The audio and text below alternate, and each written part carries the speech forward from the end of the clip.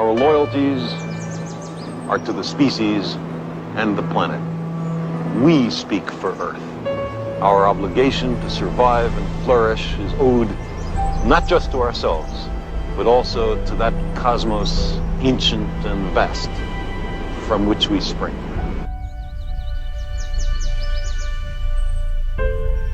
In our tenure on this planet, we've accumulated dangerous evolutionary baggage, propensities for aggression and ritual, submission to leaders, hostility to outsiders, all of which puts our survival in some doubt. But we've also acquired compassion for others, love for our children, a desire to learn from history and experience, and a great, soaring, passionate intelligence, the clear tools for our continued survival and prosperity. Which aspects of our nature will prevail is uncertain, particularly when our visions and prospects are bound to one small part of the small planet Earth. But up there in the cosmos, an inescapable perspective awaits. National boundaries are not evident when we view the Earth from space.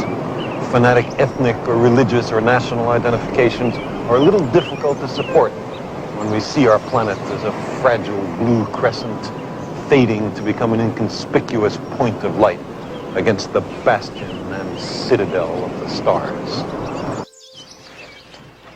How would we explain all this to a dispassionate extraterrestrial observer? What account would we give of our stewardship of the planet Earth? We have heard the rationales offered by the superpowers. We know who speaks for the nations. But who speaks for the human species? Who speaks for Earth? From an extraterrestrial perspective, our global civilization is clearly on the edge of failure in the most important task it faces, preserving the lives and well-being of its citizens and the future habitability of the planet.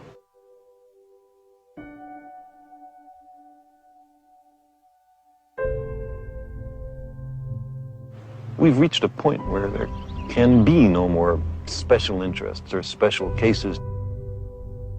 Fundamental changes in society are sometimes labeled impractical or contrary to human nature, as if there were only one human nature. But fundamental changes can clearly be made. We're surrounded by them. In the last 2 centuries, abject slavery, which was with us for thousands of years, has almost entirely been eliminated in a stirring worldwide revolution. Women, systematically mistreated for millennia, are gradually gaining the political and economic power traditionally denied to them. And some wars of aggression have recently been stopped or curtailed because of a revulsion felt by the people in the aggressor nations. The old appeals to racial, sexual, and religious chauvinism and to rabid nationalist fervor are beginning not to work. A new consciousness is developing which sees the Earth as a single organism and recognizes that an organism at war with itself is doomed. We are one planet. And our small planet, at this moment, here we face a critical branch point in history. What we do with our world right now will propagate down through the centuries and powerfully affect the destiny of our descendants. It is well within our power to destroy our civilization and perhaps our species as well.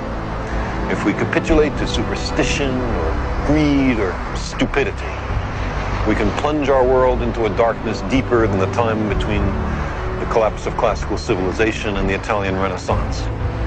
But we are also capable of using our compassion and our intelligence, our technology and our wealth to make an abundant and meaningful life for every inhabitant of this planet, to enhance enormously our understanding of the universe and to carry us to the stars.